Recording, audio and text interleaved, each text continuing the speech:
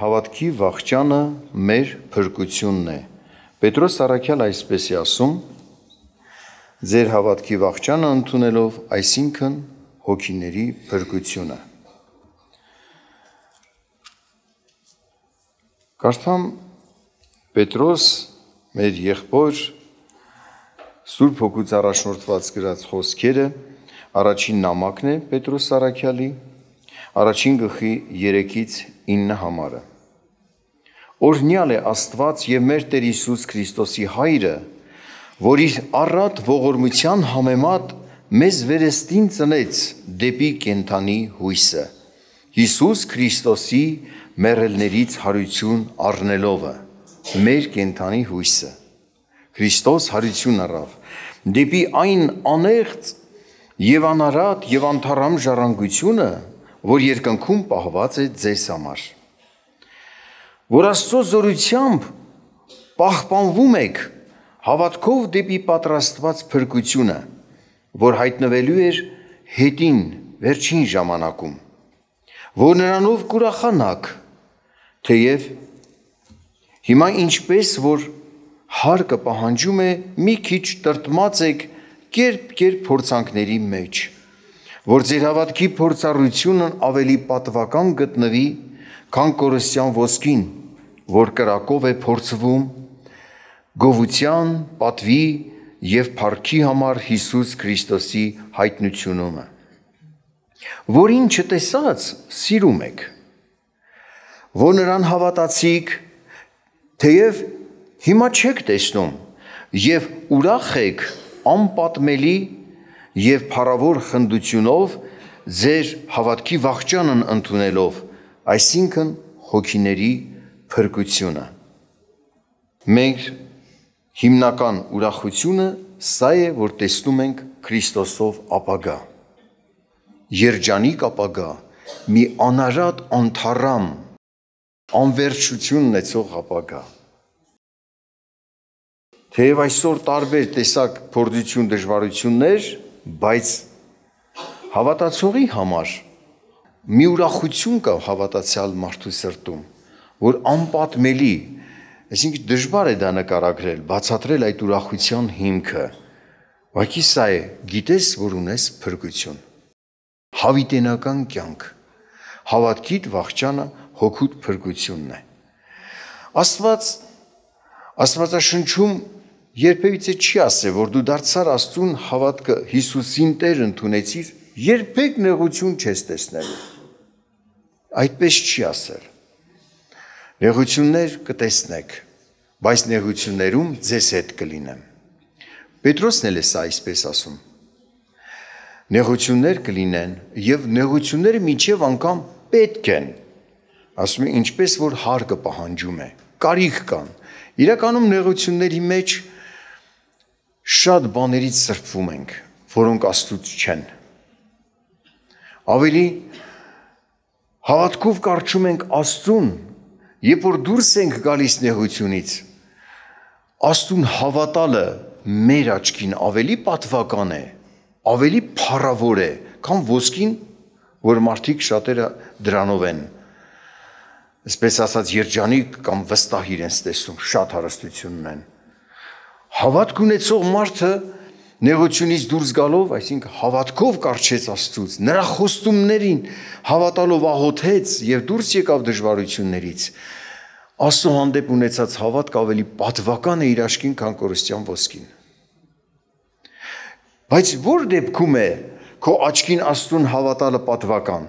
նեղությունների մեջ, դժվարությունների մեջ է, որ դու կառչում ես Աստծուց։ Եվ հետարքիր է, որ Հոբի գրքում հիշում եք Հոբի տեսակ նեղությունները, և երեխաների կորուստ, և ունեցվածքի կորուստ, և առողջական կորուստ, այդքանը քիչ էր, մարդիկ էլ, որ այցելել էին իրեն իբրև մխիթարեին, մարդիկ ման էին գալիս տեսնեն ինչ մեղք է գործել, որ այսքան տարօրինակ, շատ մեծ նեղություն է տեսնում Հոբը։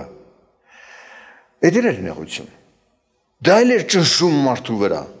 Մարդը քննում է իր անձը, ախր բան չունի, որ ասի Տեր Աստված, այս մի հարցը չեմ խոստովանել։ խնդրել եմ, ներել է, բան չունեմ այդպես, որի պատճառով Աստված դրա պատճառով այս փորձանքը կբերեր։ Բայց երբ որ դուրս եկավ այդ նեղությունից, տեսեք ինչ մի արտահայտություն է անում Հոբը 42-րդ գլխում է գրված Հոբի գրքի 5-րդ համարում։ Ականջի լսելով լսել էի քո մասին, բայց հիմա աչքս տեսնում է քեզ։ Նորից կարդամ. Ես լսել էի քո մասին, վկայություն քո մասին, բայց հիմա տեսնում եմ քեզ, ինչքան մոտ ես, ինչքան անմիջական դու մեզ հետ ես։ Երբ ավելին տեսավ այդ խնամքը Աստծո, նրա մոտ լինելը, սա աչքով ինչ-որ մի բան տեսնելու մասին չէր, Աստծո պաշտպանությունն ու խնամքը տեսնելու մասին էր խոսքը։ Ավելի Աստծուն ճանաչեց, որ նրա իր խոստումների տերն է։ Ասում է կանչիր ինձ նեղության օրում և ես քեզ հետ կլինեմ, այդպես էլ տեսա։ Մարդիկ այդ խոսքը, որ գրել են 91 Սաղմոս 15 համար, որ ասում է այդ խոսքը, որ գրել են, դա կյանքում ապրած, տեսած այդ խոսքի փաստացի լինելը, կանչիր ինձ նեղության օրում և ես քեզ հետ կլինեմ։ Մարդիկ այդ խոսքով ապրել են։ Եվ մենք տեսնում ենք հիմա գնալով օրերը նեղությունները շատանում են, մեծանում են։ Աշխարհը փորձության մեջ է։ Այն, որ Տիրոջ գալուստի մոտակա ժամանակում պիտի լիներ փորձություններ աշխարհի վրա, նույնիսկ դրա մասին խոսում էր Հայտնության գրքում 3-րդ գլխի 10 համարում այդ օրերում ապրող հավատացյալներին ասում է դու իմ խոսքը պահեցիր, ես էլ քեզ կպահեմ այն մեծ փորձությունից, որ պիտի գա երկիրը փորձելու։ Դարերի մեջ փորձություններ եղել են, բայց համաշխարհային փորձությունը, սա վերջին օրերի մեծ փորձությունը այս օրերն են։ Եվ Տերը խոստացել իր խոսքը պահողներին պահի։ Հավատքն է, հավատքի հիմքն էլ հենց այդ խոսքն է։ Հավատքով խոսքը ունեիր, կյանքումդ դժվարությունների մեջ խնդրեցիր Աստծուն իր խոստումն Աստծո առաջ բերելով, դուրս եկար դժվարությունից, մեղքի մեջ չընկար, անիրավության ձեռք չմեկրեցիր ինչպես Հոբը,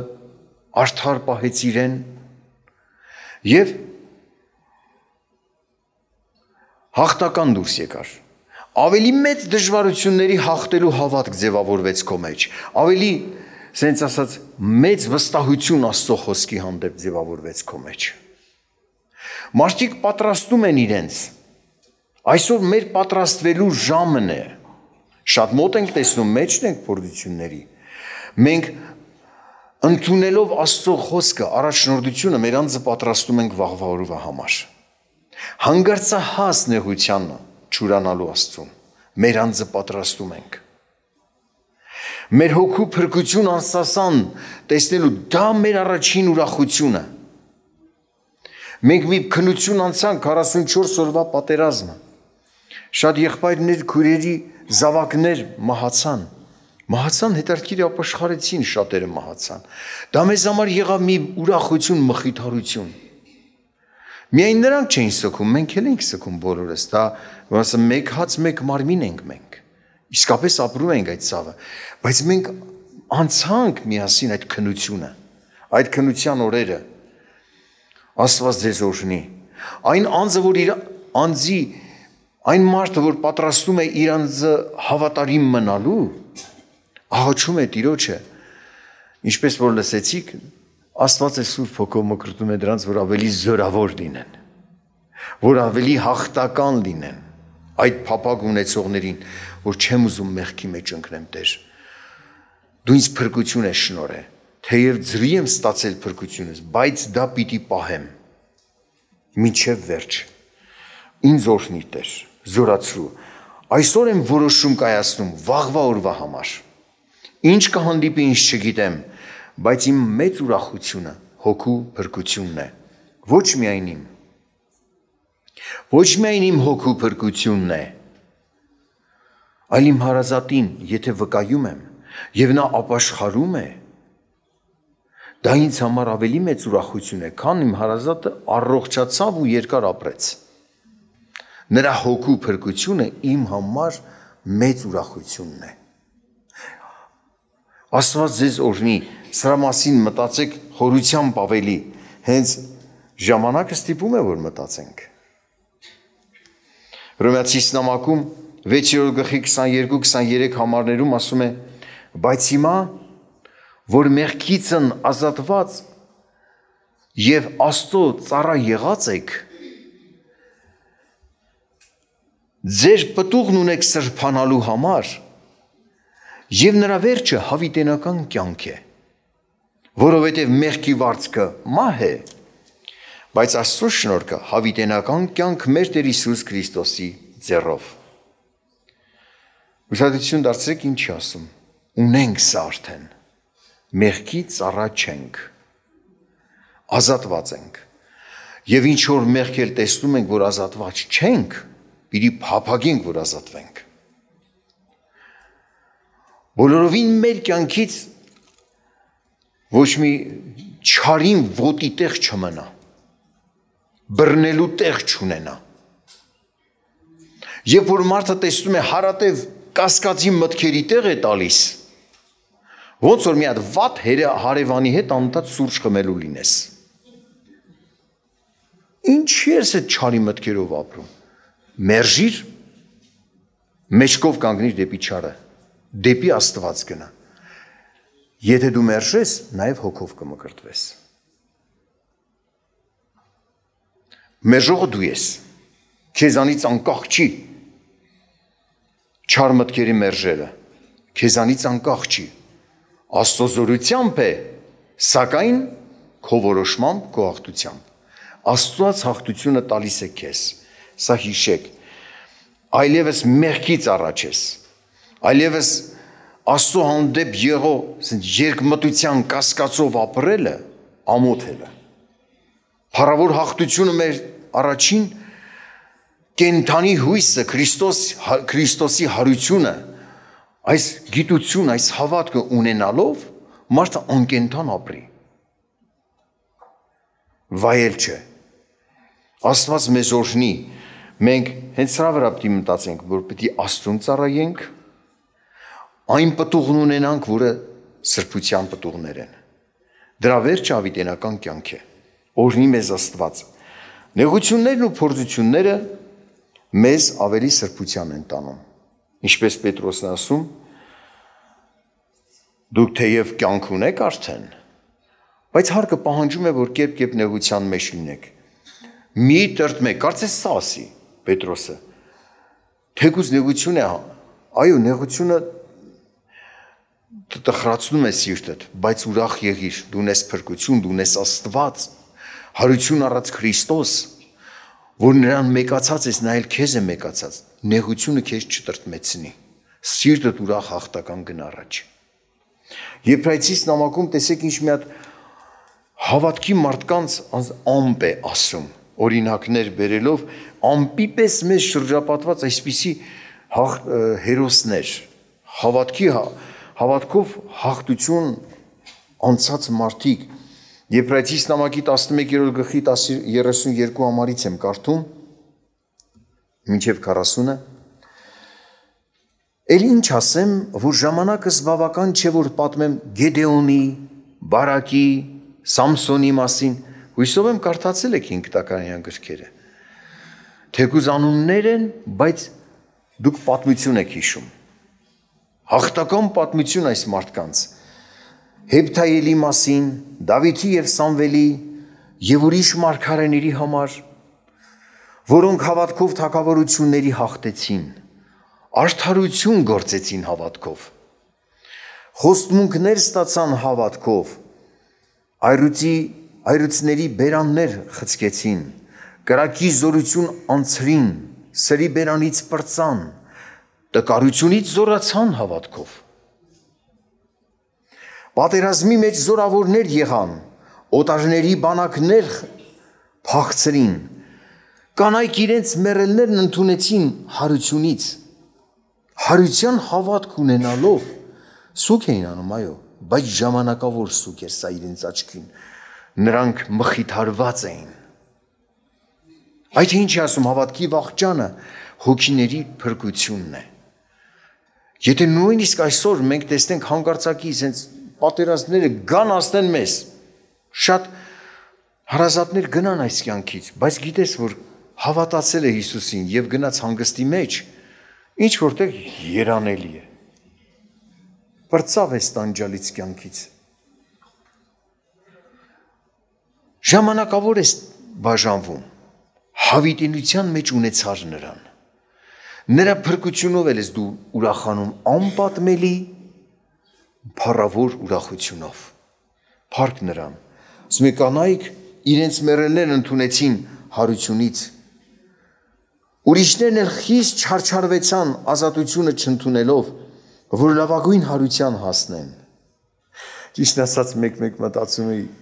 մորս մասին։ Ասում է Աստված, եթե թույլ տա ինձ ինչ-որ մի հատ բան պատահի գնամ այս աշխարհից, մեկ հետը խոսում եմ, էլի։ Ասում եմ դու պիտի պատրաստ լինես, դա տանես հավատքով։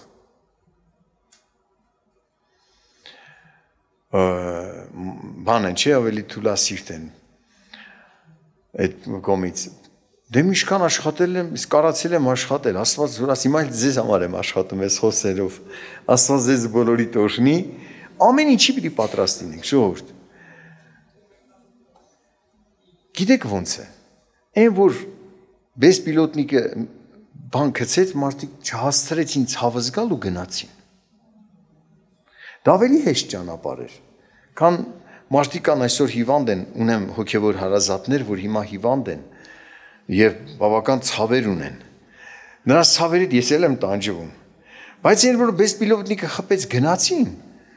Ճիշտ է, գնացին, էլի վերջը, լաց եղանք, բայց դե մի կողմից էլ ցավ չքաստրեց տեսնել։ Արագ գնաց։ Աստված ձեզ օրհնի, ժողովուրդ ջան։ Ամեն ինչի պիտի սիրտդ պատրաստես, այսօր պատրաստես, որ վաղը չկորցնես քո հավասարակշռությունը, չմեղանչես Աստծո առաջ։ Աստված տվեց հոբի նման ասես, Աստված տարավ իր մոտ, վստահ էր, որ իր երեխեքին տարել է, եւ այդպես էլ եղավ, իրոք ճիշտ էր իր վստահությունը։ Ասում է 10 երեխա տվեց Տերը հոբին, դրանից հետո ճիշտ է։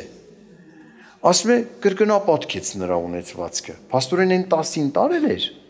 10 երեխա նորից ծնվեցին։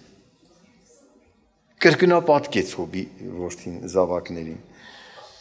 Շարունակեմ։ Մյուսներն էլ նախատինքների եւ ծեծերի, կապանքների եւ բանտի փորձ առան։ Ում որ պիտի Տերը թույլ տա ընկնեն Աստված Սուրբ Հոգով լցնի զորացնի հավատարիմ մնան մինչև վերջ։ Քարկոծվեցան, սղոցվեցան, փորձանքի մեջ ընկան, սրով սպանված մեռան, ոչխարի մորթերով եւ այծի կաշիներով ման եկան, կարոտություն քաշելով, նեղված, չարչարված, որ աշխարհը նրանց արժանի չէր։ Անապատներում մոլորվեցան եւ սարերումը եւ այրերումը եւ երկրի խորոչներում այդպես ապրեցին։ Սրանք ամենը հավատքով վկայությունն առան, բայց խոստմունքը չընդունեցին, այսինքն իրենց դեռ այս հաղթական, այս հավատարմության համար դեռ այդ փառքի մեջ չեն մտած։ Երկնքում են, հանգստի մեջ են։ Այդ փառքի մեջ չեն մտած, դեռ խոստմունքը չընդունեցին, որովհետև Աստված մեզ համար ավելի լավ բան նախապատրաստեց, որ նրանք առանց մեզ չկատարվին։ Մենք իրանց հետ միասին պետք է այդ փառքի մեջ մտնենք։ Նրանք ովքեր որ հիմա երկնքում են։ Լավ բան է պատրաստել, ինչ լավ բան է, դե կեթան կտենանք։ Աստված օրհնի։ Ուրեմն մեր հայացքը, մեր հավատքը երկինք ուղղած, Տիրոջից զորություն խնդրենք հավատարիմ մնանք, փրկության ուրախությունով զորացած այդ անպատմելի ուրախությունը կլինի մեր մեջ, եթե մենք հասկանանք, գիտակցենք մեզ համար ինչ է սպասվում։ Քրիստոս մեր կյանքը, Քրիստոս հարություն է առել, կենթանի հույս, նրան փառք հավեր, աղոթք անենք, Տերը մեզ զորացնի, օրհնի, Սուրբ Հոգով լցնի, պատրաստ լինենք ամեն իրավիճակում հավատարիմ մնալու մեր Տիրոջը։